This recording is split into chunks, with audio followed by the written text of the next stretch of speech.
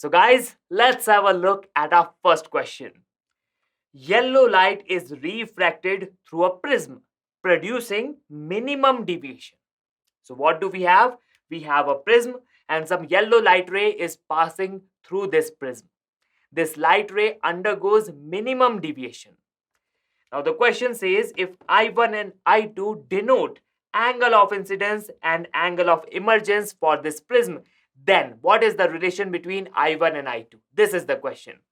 Angle of incidence is I1, so this angle is I1, and angle of emergence is equal to I2. What is the relation between I1 and I2? This is the question. If the light ray undergoes minimum deviation. Okay, we got the question, but how do we approach this? Well, whenever you want to approach any problem for minimum deviation, I will give you a short trick. What is that trick? Whenever you have minimum deviation, just remember, everything should be symmetric. I will repeat, whenever we have minimum deviation, everything is symmetric. By this I mean that the angle of incidence is equal to angle of emergence. And also we can see some angle inside the prism, R1 and R2. These two angles must be equal. R1 must be equal to R2. Everything is symmetric whenever we have minimum deviation. Now the angle of incidence was given to be I1 and angle of emergence was given to be I2. So for this case, I1 is equal to I2. Okay? Yes. So we can mark option A as the right answer. Now you will say at this point, wait. You have just told us something interesting. We will remember that. Okay. But how can we conclude that everything is symmetric when we have minimum deviation? Okay, if you want the theory, I will just briefly revise the theory. So what happens is that if there is no prism at all, then the incident ray will go on its original path. It won't deviate at all. But if we place the prism, we have some deviation in the ray. And you can see this deviation is represented by this angle. This angle is the angle of deviation. Good? Good. Now, just for your reference, the formula for angle of deviation is I plus E minus E. This is the formula for angle of deviation delta. Now, I will just show you that we can get the same amount of delta for two different angle of incidences. How? Let me show you. Let's say we have a particular value of delta dash. This is a specific delta we were getting when the angle of incidence was I. Okay? Okay. Now, you can see if we place a mirror perpendicular to this emergent ray, then this ray will retrace its path. Can we see that? Yes. Now, this ray goes and hits the mirror at a different angle of incidence. In this case, the angle of incidence happens to be I dash. And you can see I dash is equal to E. So what will happen? After the ray will undergo refraction, it will retrace its path, entire path. So in this case also, the angle of deviation is similar as that of the earlier case. So for the same angle of deviation delta dash, we got two different angle of incidences. One is angle of incidence I and another is angle of incidence I dash. Okay, got it. Now, if you plot a beautiful curve between angle of deviation and angle of incidence, you will get something like this. Okay, can you see that? For same angle of deviation, we are getting two different angle of incidences. One is, let's say, I, one is, let's say, I dash. Got it? Got it. Now, I will tell you something awesome. We are getting only and only one angle of incidence for this particular deviation. At this point, we have minimum deviation, delta minimum. Okay.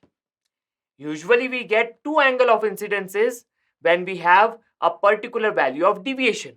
But for this minimum deviation, we can get only and only one angle of incidence. Now, you can see this can only happen. We can only get only one angle of incidence when Everything is symmetric. That is, I is equal to E. Even if we place a mirror over here, then also the ray will retrace its path and it will go like this. So if I was initially equal to E, then the angle of incidence in both the cases is same. It is I only. Okay, we got it. So everything is symmetric when we have minimum deviation. That is, we can say I is equals to E and R1 is equals to R2. Got it? Got it. The concept is very clear to us. So if we go back to our question, we can see this was the case of minimum deviation and the angle of incidence must be equal to angle of emergence. We can mark option A as the right answer for our question. Let's see this amazing question. A plot between the angle of deviation and the angle of incidence is shown in the figure. Can we see the plot? Yes, we can see it. We can see for same deviation 50 degree, we are getting two angle of incidences. One is 38 degree, one is 58 degree. So if the angle of incidence is 38 degree, then the deviation is 50 degree. If the angle of incidence is 58 degree, then also the angle of deviation is 50 degree. Got it? Got it. Now from this graph, one has to find out the angle of prism. From this graph, one has to find out the angle of prism A. What is the value of A? This is the question. Now we understand the question. How should we approach it? Well, the approach is very simple. You know the formula of angle of deviation. The deviation is given by I plus E minus A.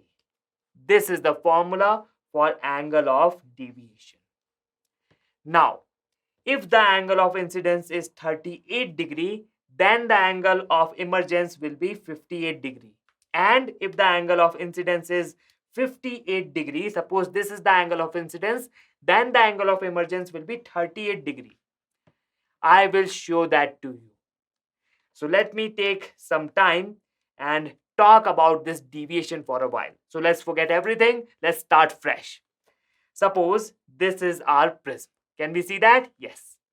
Now we can say that if there was no prism at all, this would have been the direction of incident light ray. Yes, yes. But we have a prism over here. So there is some deviation in the incident light ray. Okay. Now what is the deviation? What is the total deviation?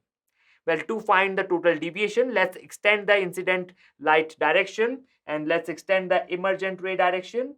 They meet. So we can see this angle represents the deviation. This is deviation delta. And you know the formula, delta is equals to I plus E minus A. This is the formula. Now what I will say for a particular value of delta, we can have two angle of incidence which will give us the same angle of deviation. How?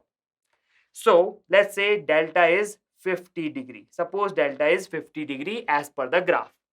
What would be the angle of incidence? Well, you can say angle of incidence could be 38 degree. So let me just write 38 degree over here. 38 degrees. Good? Good.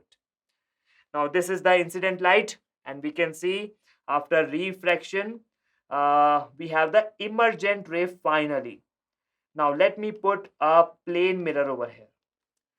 And you can see the plane mirror is perpendicular to emergent light. What will happen now? Now this light will get reflected back. So you can see this light ray is retracing its path. Yes, yes. Now this light ray is the incident light ray to the prism. Oh, now we can see that. So this will be the new angle of incidence. Let's call it I dash. Okay? Okay. And what will happen? After refractions, the light ray will retrace its path and it will go like this. Okay. As the light ray has retraced its entire path, we can say we again have the same angle of deviation. So, angle of deviation is 50 degree. Delta is equals to 50 degree. And we have two angles of incidences. So, I can either be equal to 38 degree or I can either be equal to I dash. Good. Now what is the value of I dash? As per the graph, we can see I dash is 58 degree. So this angle is 58 degree. Nice, nice. Now we got everything. So what can we say? We can say if the angle of incidence is 38 degree, then the angle of emergence is 58 degree. And if the angle of incidence is 58 degree, the angle of emergence is 38 degree. One and the same thing. Okay? Okay. No problem. Now let's use this formula. Delta is equals to I plus E minus A. So I plus E will be 38 degree plus 58 degree. And we subtract A from it. We will get angle of deviation. What is the angle of deviation? 50 degree. Wow. So from this you can find out the value of A. As you can see, A is nothing but 38 plus 8, which is about 46 degrees. So this is the angle of prism A. Wow. Did you understand how did we get this angle? Yes. The concept is very, very simple. For one particular value of deviation, for one particular value of angle of deviation, we get two angle of incidences. Now, one angle of incidence can be named I. And another angle of incidence is similar to the angle of emergence when we have the first angle as the angle of incidence. So this was the concept which helped us to solve this problem, and we finally got the value of A, 46 degrees. Now let's go back and let's mark option B as the right answer for our question. So guys, let's see this amazing question. Now while I read the question, I will also draw the diagram. So I will just remove these options for a while. Let's see what the question is asking us. A ray of light is incident at an angle of 60 degree on one face of a prism of angle 30 degree. So what do we have? We have a beautiful prism. The angle of the prism is given to be 30 degree. This angle of prism is 30 degree. Can you see that? Yes. Now we have an incident light ray. Our incident light ray goes like this. Now the angle of incidence is given in the question. Angle of incidence was 60 degree. So this angle is 60 degree given in the question. Good. Now the ray emerging out of the prism makes an angle of 30 degree with the incident ray. The emergent ray is. So let's see what is happening. So after the first refraction, this is the situation, and we can see after the second refraction, this is the situation. Nice.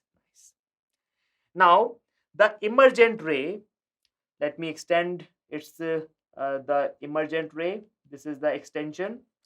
The emergent ray is making an angle of 30 degree with the incident ray direction. So we can see this angle is given to be 30 degree. By the way, what do we mean by angle of deviation? Is the angle of deviation equal to 30 degree in our case? Yes, it is. So we can see this was the direction in which incident light ray was traveling, and finally this is the direction of the ray. So we have some deviation, and in this case this angle of deviation is 30 degree. Good, good. Now we know these things, and what is asked in the question? So the question is asking us the emergent ray is. The emergent ray is option A, normal to the face through which it emerges. Option B, parallel to the face through which it emerges. Option C, inclined at 60 degree to the face through which it emerges. And option D, inclined at 30 degree to the face through which it emerges. Basically, we have to comment on the angle of emergence E. We have to comment on the angle of emergence E. So how to see this angle? This angle is known as angle of emergence. This angle is angle of emergence E. We have to tell something about E. So let me draw E with some different color. This is angle of emergence. Good, good. Now, can we find the angle of emergence? You will say yes. How? Do you remember the formula of finding the deviation? Yes, we remember the formula. What was the formula?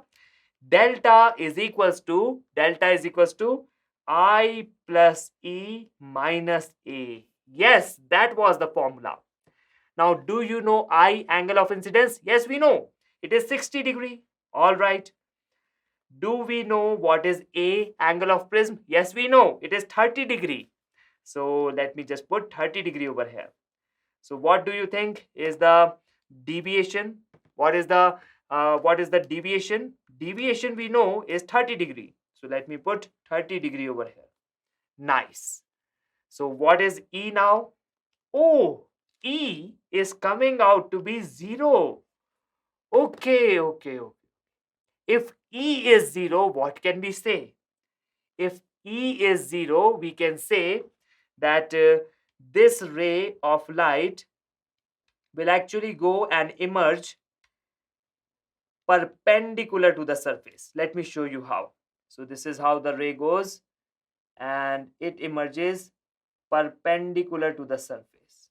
Here we can see the normal is in the same direction. The angle between the normal and the emergent ray is 0 degree. That is why E is equals to 0 degree. So the ray appears perpendicular to the surface. Ray appears perpendicular to the surface. Nice. And you can see that option A, normal to the face through which it emerges. Option A is the right answer for our question. So guys, let's see this amazing question on thin prism. In the figure shown, find the angle theta by which mirror should be rotated so that the light ray retraces its path after reflection from the mirror M. Now what is happening? We have a incident light ray and we can see it is traveling horizontally. It encounters a prism. The prism is a thin prism because the angle of prism is given to be 2 degree only. So this is a thin prism. Now what will happen to this ray? It will suffer some deviation when it comes out of the prism. So this is the angle of deviation. We will call it delta. Good? Good. Now after it suffers deviation, it goes and hits a mirror. Now initially the mirror was, we can see it was vertical.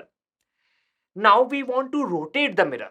We want to rotate the mirror in such a fashion that this light ray will retrace its entire path. We want this light ray to retrace its path. What should be the angle by which the mirror must be rotated? This is the question. Got the question? Yes. Now, the crucial concept to solve this problem is something like this. Suppose we have this light ray. Now, you have to place a mirror so that this light ray is reflected back and it retraces its path. So how should you place the mirror? You will say very simple, very simple. We will just take the mirror and we will put the mirror perpendicular to this light ray. And then this light ray will retrace its path. Very nice. So this is the concept. You have to place the mirror perpendicular to the light ray. Now there is another crucial concept, which is how to find angle of deviation for thin prism. For thin prism, we have a famous formula. This is mu minus 1 times A. A is the angle of prism. Mu is the refractive index of the material. Good? Good. Now we can see outside we have air. So mu of the outside medium is 1. And refractive index of the material was given to be 1.5. So we can just write 1.5 minus 1 as 0.5, and angle of the prism was given to be 2 degrees. So we got the angle of deviation and it came out to be 1 degree. So delta is 1 degree. 0.5 into 2 is 1. Now let me write delta over here. Delta is 1 degree. Now let's begin. So I have zoomed up the diagram and you can see this was the original direction of the incident light ray, horizontal direction. And if we want to find deviation, we can extend the final emergent light ray, and we can just see the angle between them. This is the angle of deviation. In our question, it is coming out to be 1 degree. Now let's place the mirror. So when we place the mirror, we will place it perpendicular to this light ray. This is so cool, so cool. This angle is 90 degree.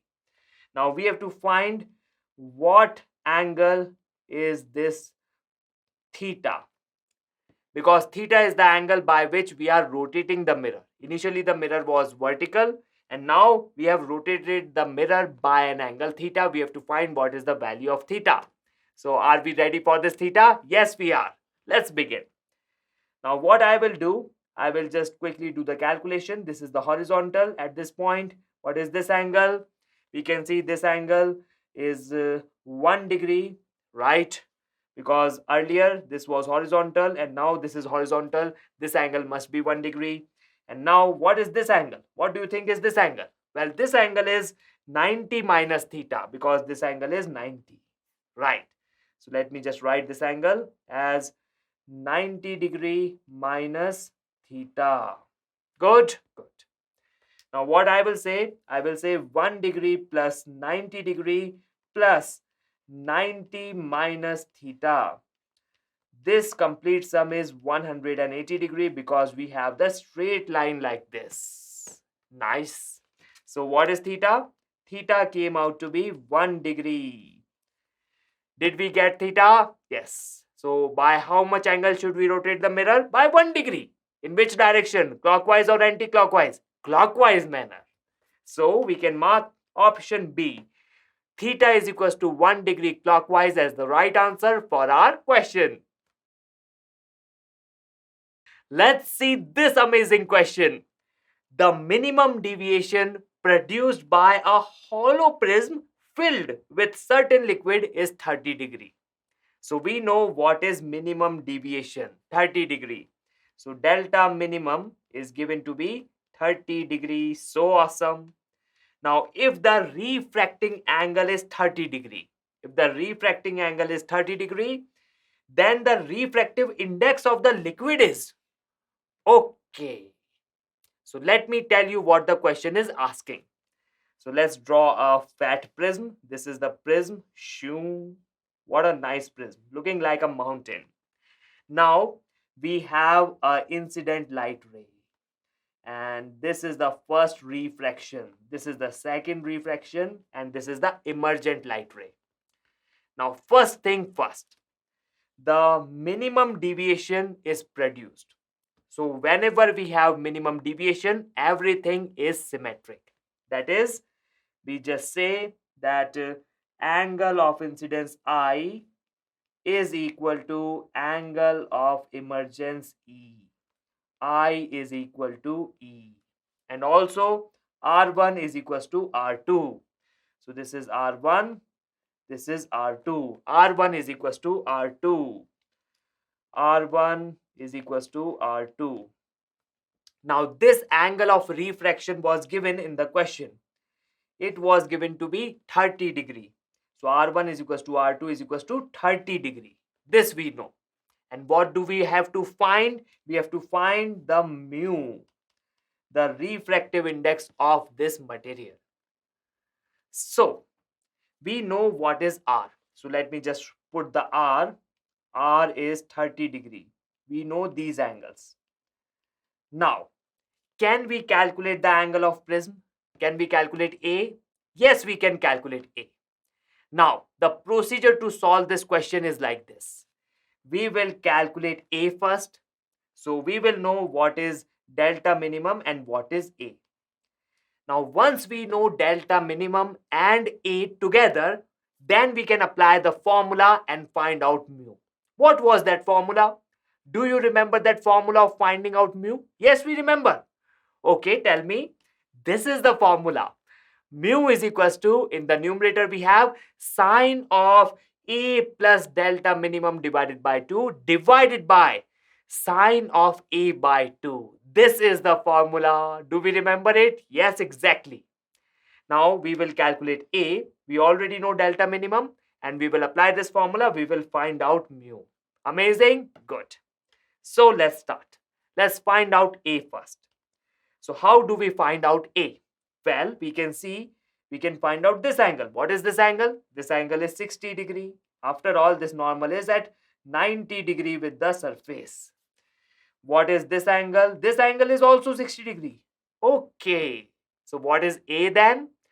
Oh, A is also 60 degree because sum of all the angles of a triangle is 180. So this A comes out to be 60 degree. Nice. So we know delta minimum, we know A. Delta minimum is 30, A is 60. Delta minimum is given to be 30 degree and A came out to be 60 degree. Can we apply the formula? Of course. So let's quickly apply it. Mu is coming out to be sine of A plus delta M divided by 2. So 30 plus 60 divided by 2 is 45 degree. And sine of A by 2. What was A? 60. 60 by 2 is 30. Sine of 30 degree. Now sine of 45 is 1 by root 2. 1 by root 2. And sine of 30 degree is 1 by 2. So 1 by 2. Now we are getting the value of mu. Mu is coming out to be root 2. Amazing. Now let's see the options and we can find that option A, root 2, is the right answer for our question.